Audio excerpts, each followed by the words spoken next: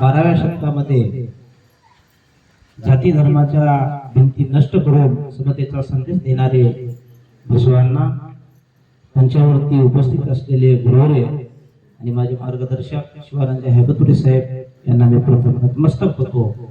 आणि या समता संदेश यात्रेच्या 11व्या वर्षी आज या ठिकाणी समारोप म्हणण्यापेक्षा संदेश म्हणलं तर काही हरकत नाही, कारण येणारं वर्ष हे 12वं आणि एक तप पूर्ण करणार आहे।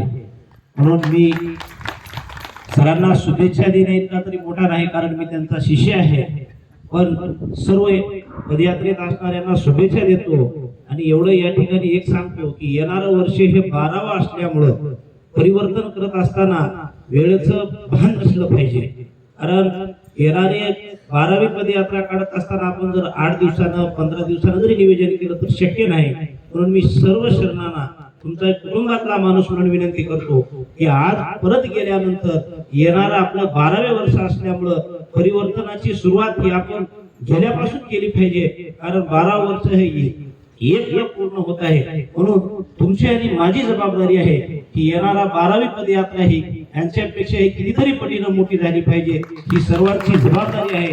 आणि जबाबदारीचं कारण एक की कारण आपल्याला हैबतपुरे साहेबांसारखं नेतृत्व आणि मार्गदर्शक भेटल्यामुळं त्यांना आपण भक्कम बळ देण्याचं काम हे तुमचं आणि आमचं आहे, कारण असं आपल्याला नेतृत्व पुन्हा मिळेल की नाही हे तर मी सांगू शकत नाही। एवढंच या ठिकाणी सांगतो। सर्वांना शरणू शरणार्थी।